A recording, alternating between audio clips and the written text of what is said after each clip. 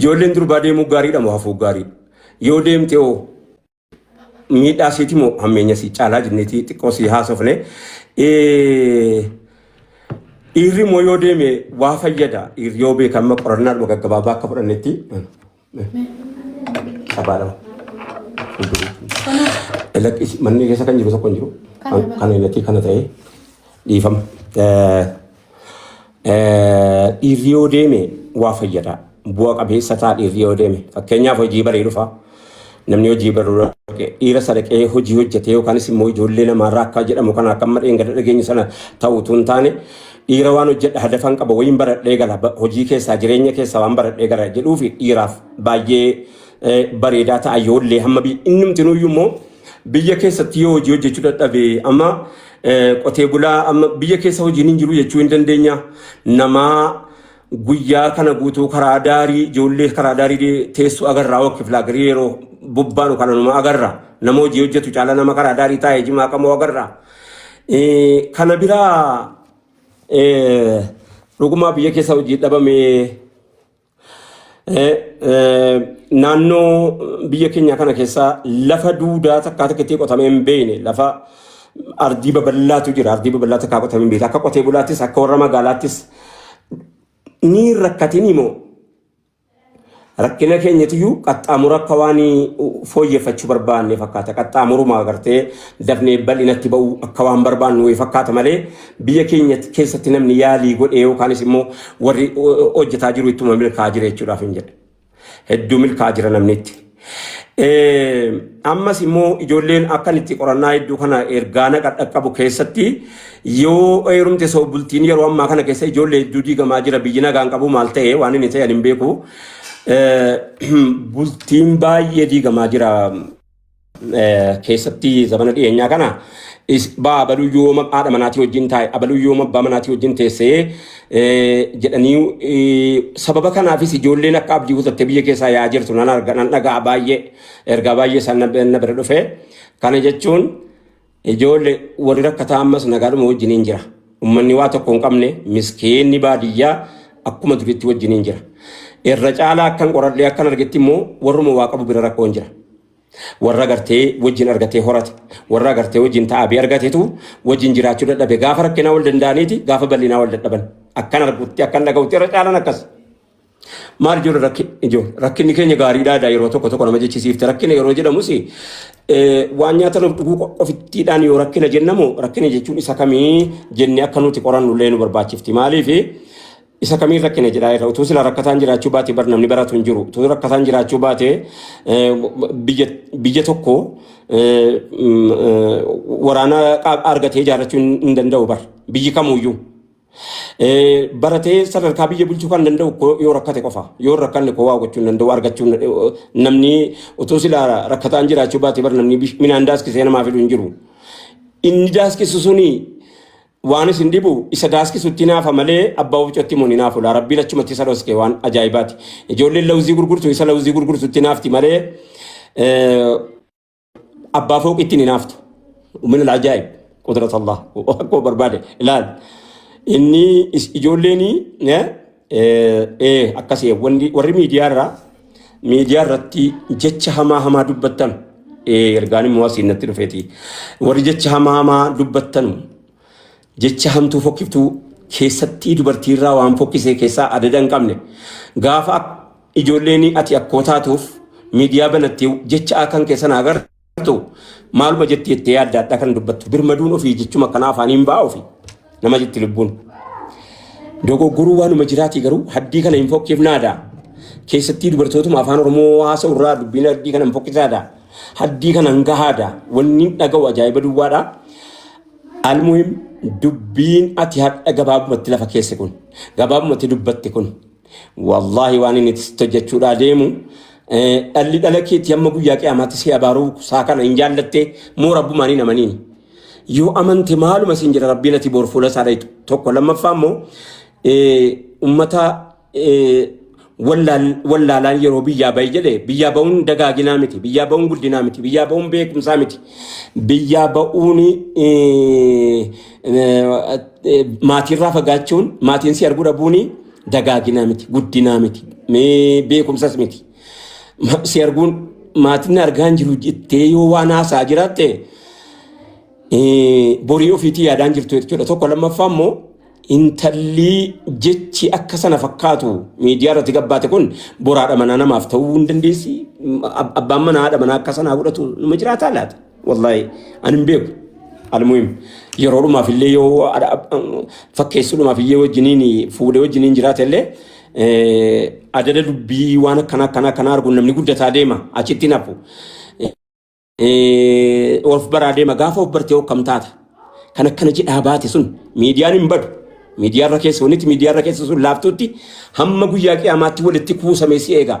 Miizana rabbiitiin immoo si dhiyaata gaafa sana hokkam ta'uudhaa deemtaa isa jedhu amma qabeenya moo bultii nama maaltu diigaa jira amma ijoolleen waa'ii isa yeroodhaan seenne haasofna sa'aatiidhaanii seenne haasofna waa'ii bahiinsa ijoollee kana keessaa faayidaa isaatiin miidhaa isaa amma maa inni maaltu bultii diigaa jira mee ijoollee ol naa baasiru faayidaa yoo dhagaa jiraatte haasoftu mee maali anamma ummata yeroo rakkinaa waa meeqa keessa wajjin dabarfateetu amma sooressi wal eeggataa wajjiniin jiraata diqoo qabeenya koo qooddatti jechuudhaaf iyyi akka waardiyyaatti wal eegaa jira malee akka nama haadha manaatti wajjiniin jiraatu hin fakkaatu qabeenya kan kona jalaa fuutee deemti qabeenya eeggachuu jecha isii caalee jennaan qabeenyi inni qabu sun isii caalee jennaan qabeenya ofiirraa isii eeggachuu jecha nagaa fakkaatee wajjiniin jiraata akka biyya faranjiitti jechuudha. Kan biyya faranjiiyyuu addaayyuu gaa heera mataa isaa of danda'e qabaataayyuu inni garuu inni biyya keenyaa kun namni yeroo waa qabaatee jedhe namni inni tokkoffaa sodaatu haadha manaa maaliif ta'e maali rakkoon gaafa rakkinaa wajjin dabarsite gaafa qabeenyati horatteetu yoo haadha manaatii ol taanaanii irraa shakkite moo isiin immoo eega waa argatte hoo gaafa rakkinaa hunda dabarsite hoo eega rakkina maaltu jireenya harkaa godaansise maaltu jireenya wajjin jiraachuu dhorke Rufeeda bakkaan nan baafadhaa yoo dhagaan jiraanne okay akkas baga baaftee eenyunni Oromiyaa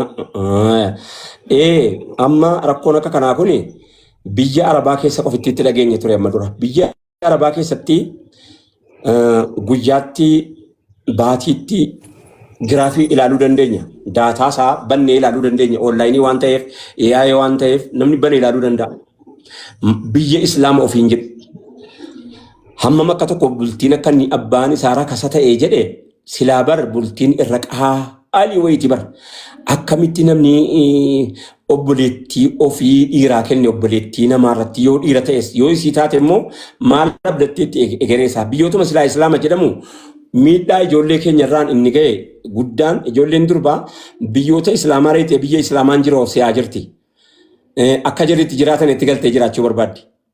Jarri eega amantii keessaa galaniiti akka waan bubbulaniiti abbaa rabbii irraa mata godhe malee darbee abbaa rabbii irraa mata godhe jira malee gara jabina achi dhagaamu ijoollee fooqii irraa darbatamtu haa ta'u eega amma ejensiin dhufee jennaanii sodaatanii xiqishuu laafee malee amma duraa wanni dhagaamu waan adda addaati jechuudha ammas ijoollee karaa lafaatiin dhayitu waan isiin keessa jirtu hin dhageenya akka gaariitti dhageenya.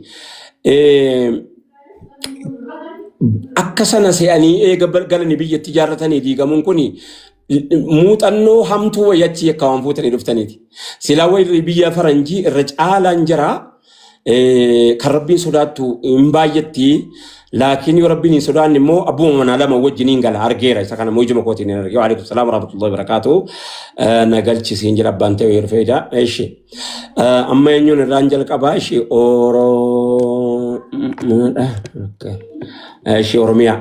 Mee Oromiyaa maal namni yeroo dhabaa wajjiniin jiraata yeroo qabeenyaa maaliif wajjiniin jiraachuu dadhabe mee kana naa deebisi kanarraa haasofna tokko lammaffaa immoo waa'ee ijoolleen eenyutu irra biyya keessaa ba'uun gaariidha yookaanis immoo yoo eenyuun ta'e bu'aa qabaataa garuu wanni nuti haasa'aa jirru kun jedhaa haasofnu bu'aa qabaataa laata faayidaa qabaataa laata seegalee akka mucattii dheengaddaa yoo eerumne abbaa manaan nu erga yoo mana teenyaadhaaf abbaan nu erga yoo galle maaliif galtanuu hin jedhu dubbiin akka sana mataa nama naannessu hin jiru barigaa kitaaba nutti kennite mucattiin jechuudha. Lu'aa dheengaddaa yoos jiraatte ol na baasiru fayyida mucattii eeganaan bari'an Erganaan ijanii argee luluwaan isii kana namni natti re'een lulaalu ergaa gaggaarii dabarsiiti yeroo baay'ee siidhaa taabuun arga waan ta'eef siidhaa waa gaggaarii dabarsuudhaa illee asii fachi jijjiiruun arga waan ta'eef isii yoo jiraatte olnaa dabarsita dheengadda dabareen kan isii ture. Oromiyaa maaltu bultii urgufaa jira? Maaltu bultii urgufaa jira? Zabana ammaa kana keessa wanni bultiin ijoollee akka heerumtitti isa bira rakkoon hin jiru yookaan isii bira rakkoon hin jiru rakkina dhuunfaatii ala wanni mana bultii raasaa jiru kun maal inni? Mee dubbadhu Oromiyaa.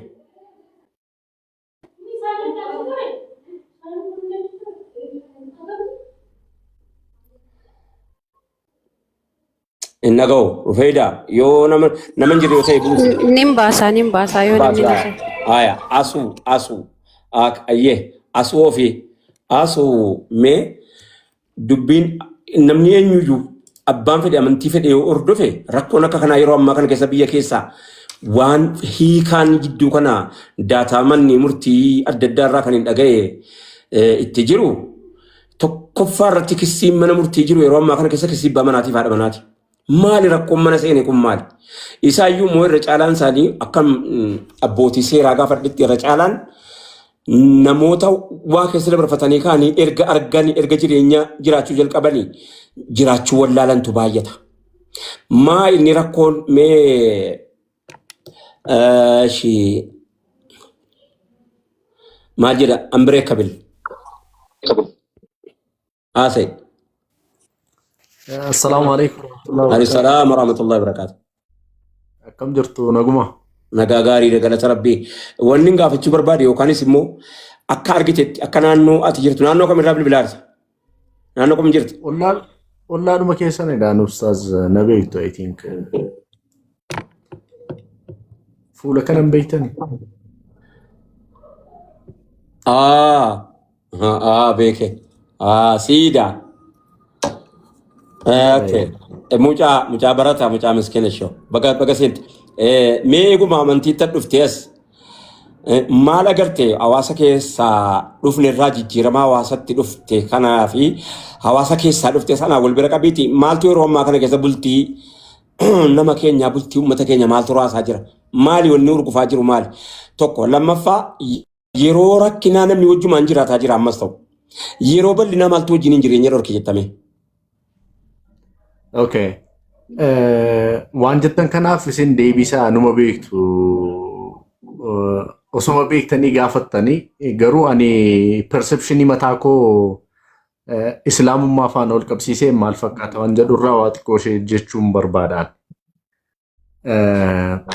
Jalqabarraa wanti normaalii waa'een bultii kun anaaf niiw ta'ullee normaalii waan ganaa gara fuulduraa ta'ullee akkasumatti forecast waan hin godhu yookiin immoo gara fuulduraatti waan hin baradhu yookiin immoo dubbisarraa waan hin tilmaamu wayitu jiraatu sanirraa waa jedhaan. Normaalii bultiin akka gadi dhaabbatuuf yookiin immoo jabaate yookiin immoo itti fufiinsa kan qabaatu akka ta'u kan taasisu normaalii ruulii fi reeguleeshinii islaamaa kan rabbiinii fi ergamaan sallallahu alaihi wasallam pirinsipilii isaan barsiisanii yoo deemanidha. Furmaata waan rakkoo kamiyyuu ni ta'a jedhee kan hin yaadu. So generationi har'a jiru kanatu karaa sanirra deema osoo hin taane akka biraatiidha. Inni jalqabaa. Inni gara biraa guyyaa chaalenjii, guyyaa bu'aa bahii, guyyaa beelaa fi rakkoo wal wajjiniin ta'ee boodarra maaltu waan biraa fida kan jettaniif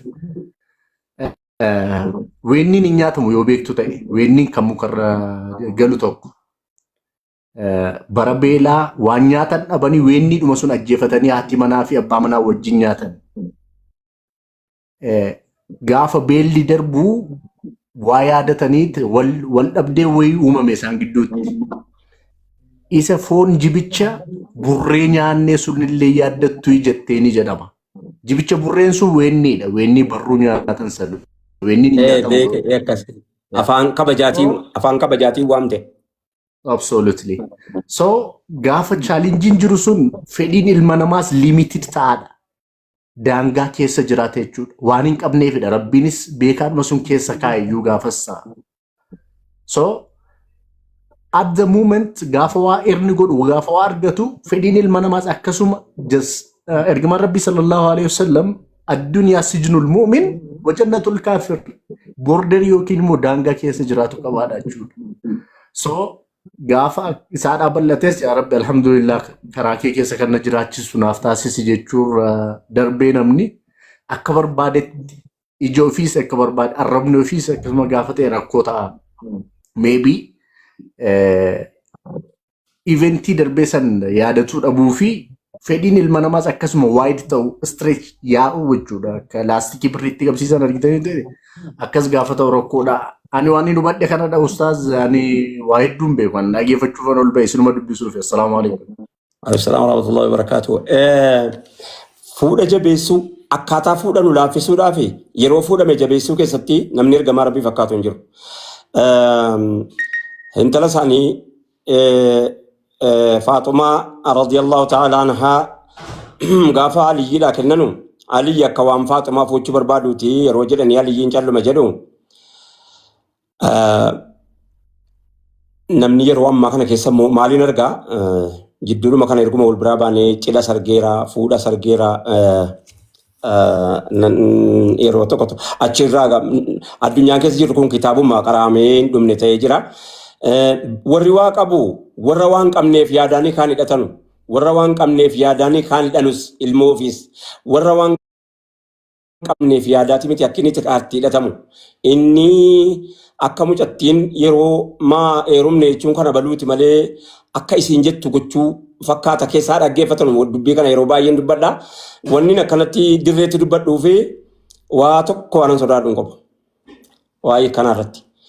Miidhaa isaatu miidhamaa jirra waan ta'eef utuu maal jedheen haasa'atu jedhamu biyyoo nyaanne waan ta'eef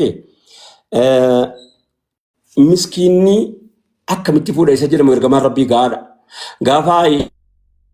Gaafa Faaxumaa Aliyyiidhaa kennanu yoo waan ittiin nikaa hidhatu dhabe Aliyyiin rabbi irraa jaallatu waan ittiin nikaa hidhatu dhabeeti.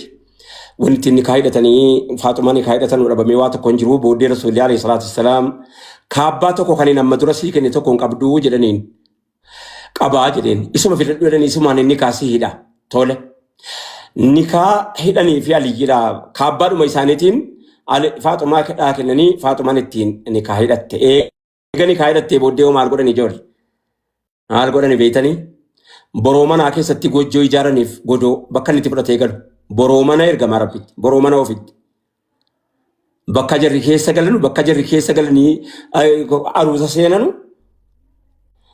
boroo mana ofiitti gojjoo ofii isaaniitiif cabsaniif ergamaan rabbii. Hamma kana jabaatala. Hayyi dureen isaa jannataatu gojjoo ofii isaaniitii godhaniiti. Borootti godhanii waan jarri nyaatan godhaniifiiti. Kabajaadha gaalaal. Jabeenya gaa dubbicha jabeenya laal. Fuudhatu jabeenya. Amma yeroo isiinuu fuudhaaf yeruma kanatti iyyuu bilisummaadhaan nu hafte isiiyyuu akka jaahiliyyaanii fi nu gargariin beekamnu yeroo ammaa kana keessa. Maal qabdaa jedhame malee nama dhiiraatiin hamma kana fidii jedhamee jennaan takkaa islaama keessatti dhagaamee hin beekamu. Gadabii ittiin godhin kan jedhamu immoo wattatti godhin wasarratti hin godhin daangaatti hin godhin heerumatti fuudhatti jechuun waanuma jiraate garuu yoo abbaan asii itti murteessee amma kana fidi jedhe intalli si miskiina akkamitti heerumti gurbaan inni miskiina akkamitti tokko lammaffaa ilmi dhiiraa amma waan ittiin jiraatu qaba waan ittiin fuudhu immoo qabu. Isaa yaadaatii miti yeroo ammaa kana keessaa adaduma waa qabaatuun namni maal jennaan hin tuffattiinaan jedhe tokko maalumaaf sadarkaa kanatti akkanaa samii baaftee an jedheen naani intala kuna jalaa tuffattiifanii naan jedhe. Bakka amantiin jidduu hin jiru iyyuu qaba kan intalattiin utuma hin tuffatinuu tuffatee iyyuu maaliif jennaan fuudhaaf heerumattuu iyyuu sodaatee birrii amma kana wanta hin jedheef tokkomoo maal naan jedhe seetti fakkaate warra karaa sameenii kana aruuzana waamanii achitti maaliif amma kana akka kana gootanii an jennaan mucatti haati mana intalatti yoo siin wal dhabdee hiikte maarii sii kanaan iyyuu qubsuma godhattii jedhe. Kana jechuun maa inni utuu hin fuudhinuu hiikamte maal jechuudha? Utuu mucattiin utuma hin fuudhin utuu ammallee ni kaayyuu waliin artee waa'ee fuudhaaf waa'ee kaasa waa'ee hiikaa. Addunyaa akkasii keessa jirra. hubannoo fahamii ummata kanaa keessa jirra. Ummata kanatti waa fahamee keessa jirra. Akkitti achi baanu rabbuma beeka.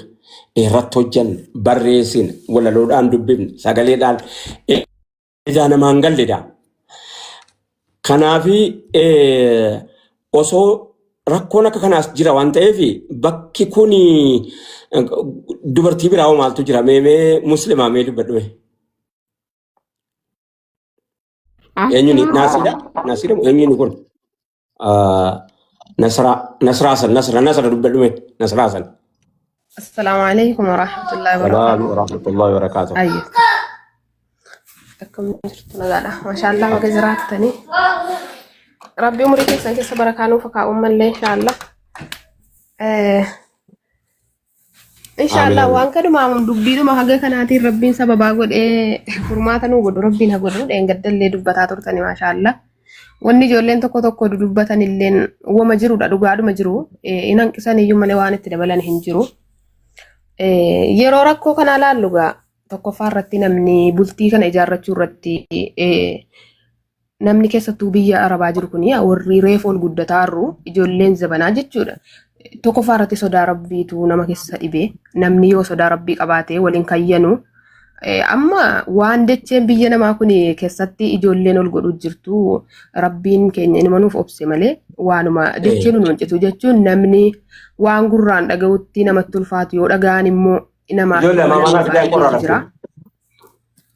Waan yoo dhaga'an iyyuu qalbiin namaa hin fudhanne dhugaadha jedhee wanti namni asitti wal godhu irra baay'een bultii ijaarrannaa wanni namni irratti xiyyeeffatee ijaarratu bultii diinii sana isa kan islaamummaa karaa nu godhe isa kan shari'a nabi Muhammad sallallahu alaihi wasallam isa akkasii kana irratti xiyyeeffatu osoo hin taane maallaqa irratti xiyyeeffata namni irra baay'eenis maqaadhaaf fuudhaaf heeruma jedhame malee dhugaa rabbii dubbachuu fi dhiirumti zabana kanaa hin fuudhaara jechuun in ulfaata.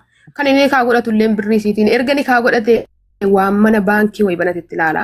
Yoo isiin maallaqa baatii tokko irraallee waa hir'iste bultii nama godhe xiqqoo akkasitti diiga. Isiitu kaffala? Irra baay'ee isiitu kaffala. Erga ni kaa godhate illee yoo isiin maallaqa baatii tokko irraa haga ta'e wayi hir'iste yookaan kan dhoksite maatii isiitii irraa ergitu taate aguma kanaaf lolee hiikaa aguma kanaaf yaani maallaqaa qoxaaxxara bultii caalaa sanuu fuullee dhuma taa'ee osoo qaamaan illee biran gahin maatii gargaarullee ittiin dhiyeessu. Yoo nuti amma aga cinqamnee biyya namaa keessattis waa baay'ee nama mudataa jiru namaan qajeelu sanuma keessaan haga ta'e maatii keenya gargaarree kaanii gaafa nuti ilmoo shamaraati umuriin namarraa deema yeroon hin dhaabbatu gaafa nuti ammoo lakkii hin gaha bultiitti dabarfachuu wayyaa jennee yoo nuti irra nuu caalaa laata isa kanarra isa jedhu yoo bultiitti gallee maallaqa keenya qoxaaxaru malee namni osoo nuti dhukkubsanneeyyuu dhiirumti jechuudha maqaadhaaf abbaa manaadha malee si dhukkube yaara galfadhu yookiin keessaattiin haakima dhaqe yookiin ammoo yoo namni dalagaa dhabeellee taa'e abshir jedhu osoo hin taane maallaqni tokko akkam hanqataa maatiin namaalleen dhugaa rabbii dubbachuuf gaafa yadhannee eerumne maallaqni maatiirraa goree kara jaarsaatti goraalana. Achumaan jarrilleen kanaaf nama harkatti jibbu namallee hin jibbu nullee nu jibbu jaarsallee nu harkatti jibbu.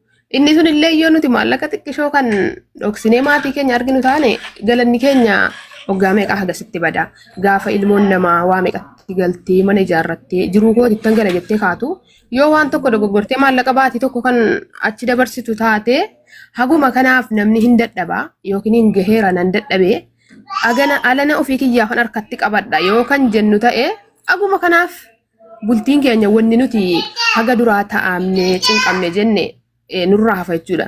Nuti amma wallahi ustaaza jiruudhuma duniyaarraayyuu garaa muranne jechuun kanuma akiraatti achi deebineerra maaliif rabbiin achitti nuufa tolchu isa jedhu wayi nuti ijoolleen shamarree biyya namaa baay'een keenya madaadha rabbiin obsanuu kennee ol baanellee dubbannaa kolfinellee taphanna garuu rabbumatti deebinee akiraa keenya yaa rabbi nu tolchi biyya lamatti nu rakkisin isa jedhu badii keenya araarama rabbiin kadhataa jiraataa irra malee akka bineensa ofirraa eeguuf caalatti amma ilmoo dhiiraatti dhugaa dubbachuuf yookiin bultii jedhamu kana wanni nu ofirraa eegnu wanni nuti iyyuu salaannee kadhachuu eegalle iyyuu bultiidhuma kanaanatti ni jaarin isa jedhu eegalle maaliif madaan ilmoo namaa baay'atee wanti xiqqoodhaaf bultii isiin hoggaa meeqa ta'aa abdee maatii keenyatti hin baana isa sanatti jaarsatti hin baana silayyuu jaarsi maqaadhaafi malee jaarsa sana nama masruufee, nama obaasee, nama nyaachisee, mana ofii keessa nama kaa'ee jedhu miti. Kan kiraa mana irraa kaffalu shamara. Yoo dalagaa dhabe warra fuudha irra baay'eensa. Oolumaa galatti kan hunda kan fide sodaa rabbii dhabuudha. Isinitti hin dheeressu. Hojii fuuchuutu hojii ta'e jechuudha. Yoo dalagaa dhabe warra fuudha. Maallaquma akkuma waan mana baankii banateetti ilaala dhiirti ni kaa godhannaan guyyaa gaafa ni kaa godhate irraa akka mana baankii baatii isii caala isatu lakkaa'aaf maalanii xiqqoon hanqannaan kanumaaf bultiin diigama uumati xiqqoodha agisiin hoggaa meeqa taabbattu. Kana kan fide gaa sodaa rabbii dhabuudha. Yookiin immoo namni qabame wal biraa gala biyya namaa keessatti namni waraqaa hin qabne keessattuu Saudii waan akkasii keessatti waraqaan eeyyama namni hin qabne qabamee gala. Yoo wal biraa yoo asii qabamee gale mana asii hoggaa meeqa taabdee jaarratetti warra kan biraa fuudhe achi as wajjin suuraa ka'ee ergaa fi meeshaa siin galfatte yoo ta'e kan inni uffata siin ofii galfatte warra fuudhetti uffisee suuraa kaasee as erguuftu jira. Waan akkasii hunda madaa qabna. Kana hunda kan namatti fidu sodaa rabbii dhabuudha. Wal kayyanuun kun silaa namni yoo sodaa rabbii qabaate duniyaa xiqqoo kanaaf jedhee nama hin kayyanu. Akka isinuu jettan egaa aqii walii nyaachuun aadaa taasifamee akkuma waan laaftuu itti ilaalame jettan isinuu akka sana ta'e dubbiin. Farankaa keetiin diigamtaa jechuudha. Farankaan gara kanaan immoo ijoolleen durbaa warri asii leettaa hojjetatte farankaa lukti siit argate sanatu balaatti ta'ee jechuudha. Maaliif jennaan namni biyya keessaa bari yeroo rakkeen inni biyya keessaatu eega farankaa argate wal dhabe jedhaa irraa erga farankaa argate warra farankaa argate wal dhabe malee kaan nagaadha. Maaliif jennaan yoo rakkataa ta'e abbaa manaatu rakkisa irra caala. Yoo immoo farankaa qabaate jedhe manuma keessaa rakkoon jira jedhanii. Kanaaf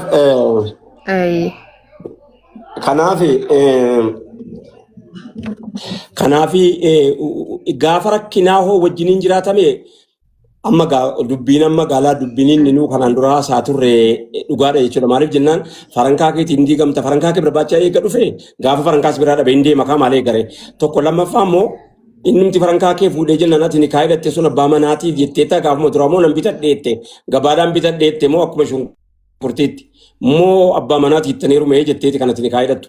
Maaliif jennaanii dhiirarra kaa'e malee dubartiirran keenya dubartii hojjetachuu mirga qabdi. Seera eeggattee hojjetachuu kuufachuu mirga qabdi. Mirgii farankaa kaffalanii ni kaa'ee dhachuu kan abbaa manaati malee kan dubartii ta'uu hin dhageenye nuti waan akkasiis quban qabnu. Amma eega bitannaa ta'e nan bitadheetti moo abbaa manaati itti wajjiniin jiraataa jirre. Numti sun otoo jiraateeti qajeeleetu jiraate haa ta'u kaa inni sana booda qaama mana baankii banateetti maallaqa isaa qoxaaxara booda hin gataa. Hojii dhufe. Inni maallaqa ofii baasee immoo ni kaa godhatus akkuma kana. Baatii lamatti hin deebiftiif waan inni baase baatii tokko lama keessaa fiddee deebiftiif waan sana caalu dachaa sana sanaan booda maallaqa sii gaafata waan ta'eef yoo cimmee wama xiqqoo sitii yoo ni kaa godhate gaafa baatii lamaa dachaa sanaa deebisteetti taa'ee maallaqa si assabuu malee sanaan booda ofii yoo dhabellee irraan kaa'atu dalagaa dhabullee yoo qabaatillee kan saana qoxaaxaramu garuu osoo namni haadha dadhabduu wayii qabaatee yookiin dhukkubsattuu wayii waan gargaaruun irratti dirqama ta'u qabaatee kan haadha ofii kanaaf irraa ergu ta'eyyuu illola erga eerumti akkamitti maatiidha ergita isa jedhu bultiiwwan xixiqqoo akkasiituyyuu irra guddaa waan maallaqa irratti xiyyeeffatutu bultii namaa diiga. Nuti dhugaa dubbachuuf jiru duniyaa dhiisnee akiraadhuma yaa rabbi nu tolchi jechuudha deebineerra. Hayyee mee musliima dubbadhu hayyee galatoo mulfaadhu Nasra. Nasra biyya kam jirti? Ani Saudiin jira ustaas. Okay. Hayyee musliima dubbadhu biyya kam jirtame? Rakkoon ijoollee wal diiguuf rakkoon namni akka fuudhan ilmoo tokko ittiin wal biratti dhiisanii yookaan utuuruma ilmoo yuun argatii wal diiganuuf yoo biyya keessaa warri biyya keessaa yoo jiraattan immoo baay'een barbaadu warri biyya keessaa yoo jiraattanii maaliif jennaan irra caalaa biyya keessaa warri magaalaa baadiyyaan nagaadhaan jira irra caalaan isaa rakkoon hin jiru jechuu miti rakkisaanis hin jiru jechuu miti. Namni yeroo rakkate yoo nagaa rabbitii wajjin dabarsaara eega xiqqishoo ija banatee wayyaa'e dafee wal diiguutti maaltu achi fiigsaa jira maaltu achi gara sanatti achi dubbii gara sanatti jallisee jira isa jedhu yoo manni hin toliin bakkeen hin tolu ijoollee hattuu bakkee jiru kana haadha akka kenne abbaa akka kenne beekaa bakkee jiru haadha akka kenne abbaa akka kenne hayyuu bakkee jiru haadha akka kenne mana akka kenne waan manni akka kenne bakkeedhaa eeggataa jira addunyaan. waanaadhaaf abbaan gakkennani yoo bakkeedhaan wanni hamaan jiraate mana gakken yoo bakke waalaikum salaam warahmatullahi wabarakatuh yoo bakkeedhaan wanni gaariin jiraate mana gakken waan manni gakkennu eeggataa jira dhaloonni eegerees warri biyya keessaas yoo jiraattanii baay'ee gaariidha mee garuu dura muslima isarraayi. Assalamualaikum warahmatullahi wabarakatuh. Waalaikum salaam warahmatullahi wabarakatuh. Akkam Ustaz? Alhamdulillah. Ustaz baay'ee sin jaalladha sinin kabaja rabbiin umurii keessan nuuf dheeressu. Ustaazan dhaggeeffachuu man dhufe malee yaada kennachuun dhufne. Ayyee tole galatoomi ayyee ulfaadha. Hayyee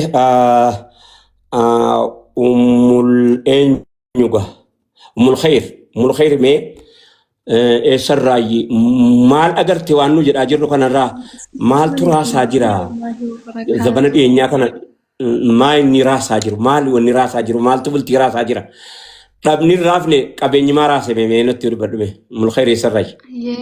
Assalamu alaikum warahmatullahi wabarakatuh. Salaam warahmatullahi wabarakatuh. Duraan dursee ustaaz umriin keessan umurii arraagesaatii ol rabbiin nuuf hasanillee jiraachisu. Wallahi daawwadhuma keessaniif sabrii keessaniin hadha geenye jirra rabbii gaditti. Wallahi isinumaan hadha geenye jirra isinumatti sabarree jirra.